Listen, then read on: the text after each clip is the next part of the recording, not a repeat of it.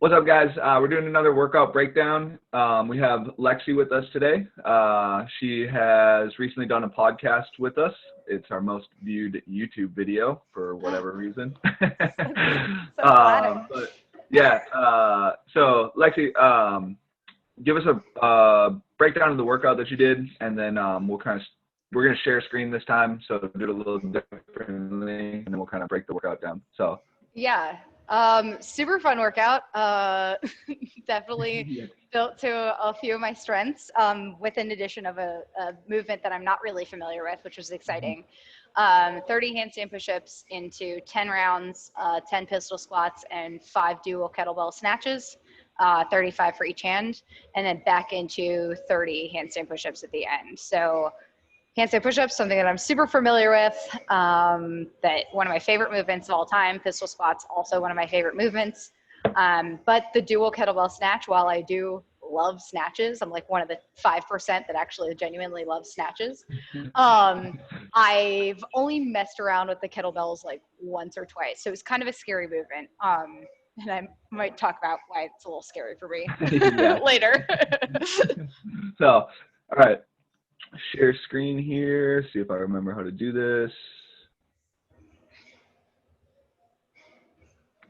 All right, and we're also on kind of crappy internet, so we'll see how this goes. So if we freeze, apologies. I'll just try and talk a lot so that it at least gets it in the recording. So, all right, so 10 rounds, or 30 handstand push-ups, and then 10 rounds, 10 pistols, 5 kettlebell snatches. What was your kind of like initial strategy here starting out? At the beginning, I'm like, I don't even know if it's going to catch the speed of these handstand push-ups. But at the beginning, I was like, oh, like, I know that I can rep out at least 24 handstand push-ups. And then I got to like the 20 point. I was like, my arms feel fresh. Like, let me just keep going. So I ended up doing the 30 unbroken, which I don't think I've ever done that many unbroken before, but it felt good. So I just kept at it. Just went for it. Yeah. And then I get off and I'm like, I literally turn to my friend. I'm like, I just did that unbroken. Fuck. And then my heart rate at this point was just a little jacked. So I was taking my time on those pistols just to try to breathe again, because I knew that my shoulders would be a little bit toasted for the kettlebell snatch. Yeah. Shoulders and glutes definitely too. I think like pistols are the only thing that gets me like right in the booty.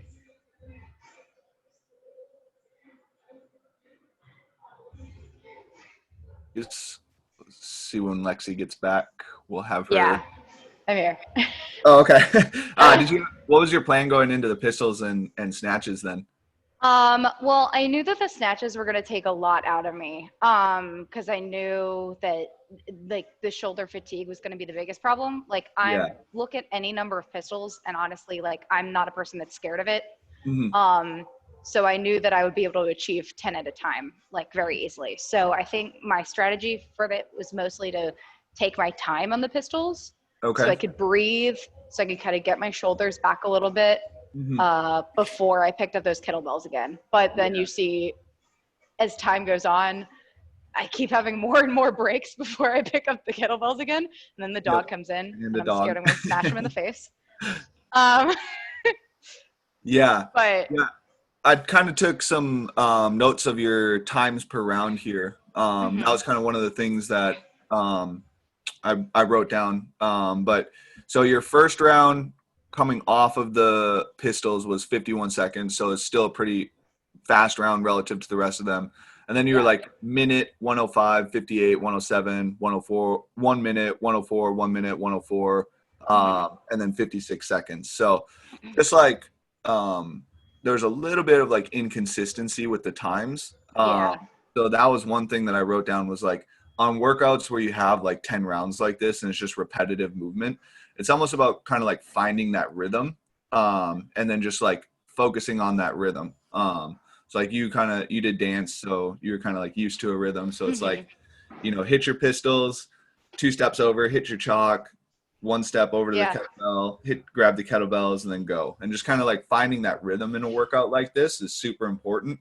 to just like mentally stay in the game, because it is a lot of like repetitive movement, if that makes sense. Mm-hmm. Yeah, But you that's did definitely something that I need improvement on, because I know that I can have a tendency to like feel my heart rate jack up in the middle of a workout and like take an yeah, extra 10 seconds to breathe that I don't necessarily need, because it's right, like it's a light barbell, I can cycle it, or something like this where it's like kettlebell weight where it's not that scary, but yeah, I definitely took my time getting into it. for sure, for sure. I mean, the rounds were still really good. Like your Yeah, times were really good. It was just, it's more so like the consistency of them is like what you're looking for, if that makes sense. definitely. But um, you did a great job of like figuring out, because your other experience with double kettlebell snatches didn't go so well. So you did a great job like Yeah. figuring out the movement in the workout, which was pretty cool. So Yeah, about that. Let's let the people know. Probably about a year ago, I was still working at Equinox, and I was probably just messing around with the kettlebells. I'd never done a dual kettlebell snatch before, and I was like, you know what? Screw it. I'm gonna try it today, because like everyone else was working out. I went to take the kettlebells back down, straight up from over my head, and I ended up smashing my index finger and eventually losing that fingernail. So that was a fun experience, which is why you noticed me in this, taking the kettlebells back down to my shoulders so I can Lexie, control you it a little froze bit there for a more. second. I know. Do you mind?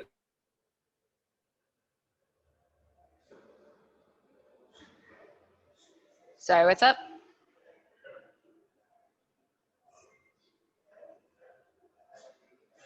We love the internet. You there? Yeah, I'm here now. Okay. Sorry, you froze there for a little bit. We got to the part where you grabbed the kettlebells at Equinox. Yeah, so I messed them around. I messed around with them. I ended up taking them from straight over my head to my hips, and I ended up crushing my index finger in the middle of both of them. I guess I turned my hands to the inside rather than keeping them more to the out. Mm. And I lost my fingernail because of that, so that was super fun. Um, so I've always been a little bit scared of that movement. So this was the first time doing that movement since that incident, which is why you Yeah. noticed me like taking the kettlebells back down to my shoulders before I take it to my hip, just so I can like get a little bit more of control. I Hmm. mean, after this, like that fear has definitely gone away. Like I was able to Yeah. control them. Yep. But for the time being, during this like 12 plus minutes, I was like, I'm gonna be safe, not sorry. Yeah. Yeah. Yeah. So like, to improve this movement a little bit, Mhm. we need to take a look at like figuring out how to tighten your midline up a little bit. Like you can see, Yes. and we've been working on some of this stuff as well, but you can see when you get overhead, you tend to like, especially in the earlier rounds, like there's some stumbling around and Oh kind of yeah. moving around, and typically that's just like midline stability. And in this round, actually, you can see it get a lot better here and how quickly you're Mhm. cycling these. But if you can keep that midline a little bit tighter, then you're able to just bring those down from the top a little bit easier. And then it just Yeah. becomes like a stretch shortening reflex, where it's like you're down in the bottom of your swing and then you're going to snap back up and use that stretch shortening cycle to kind of help you propel those back up. So, but that's kind of like, we just kind of got to figure out how to cue you and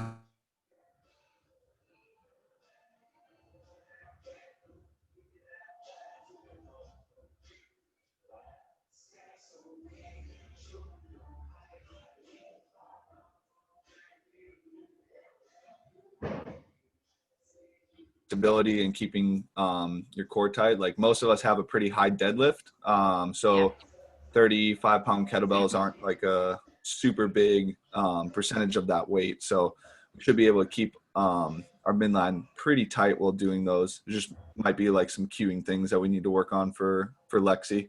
Are you back, Definitely. Lexie? Yeah, back. Okay, sorry.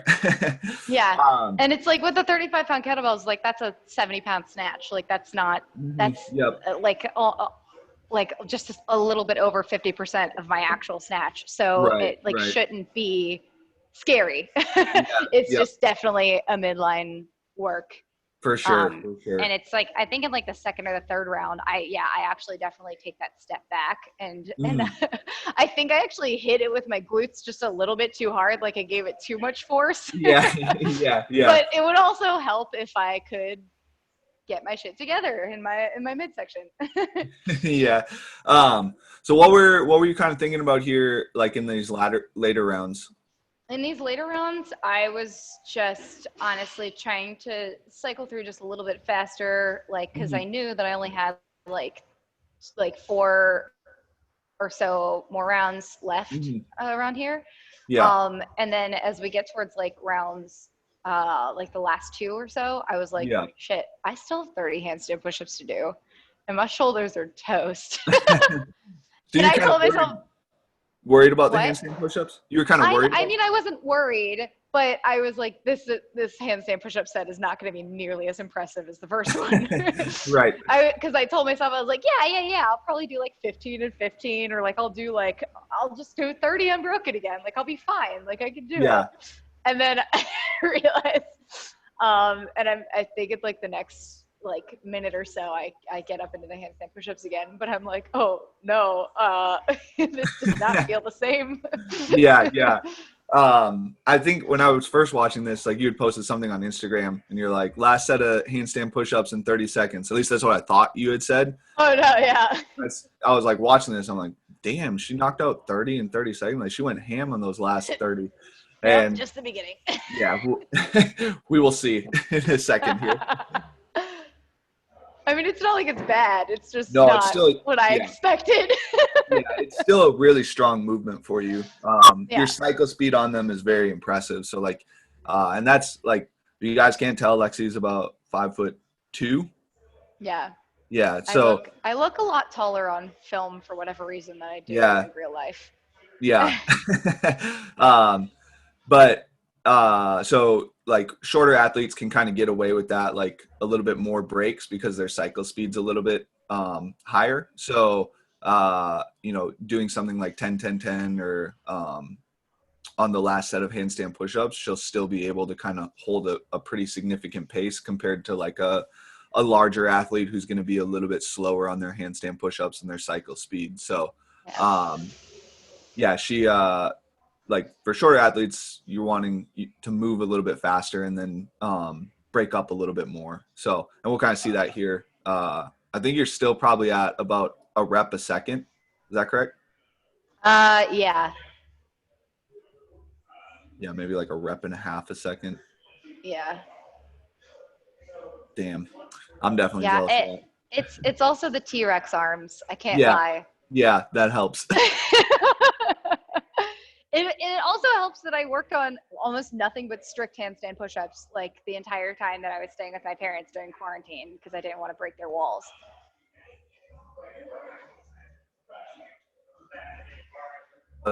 After Lexie, what was your plan after your first set of handstand push-ups? Like after I realized that 10 was probably the limit, I was like 10, shake it out, 10, like just get it over with, like, and yeah, you could definitely see that the last like 1 or 2 reps are like much slower than the first like 7.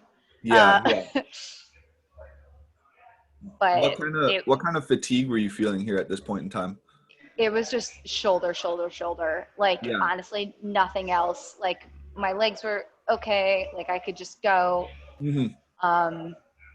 So I was like, use your hips as much as possible. Like get down to the bottom and just launch yourself up. Yep. Like, that's it. All right.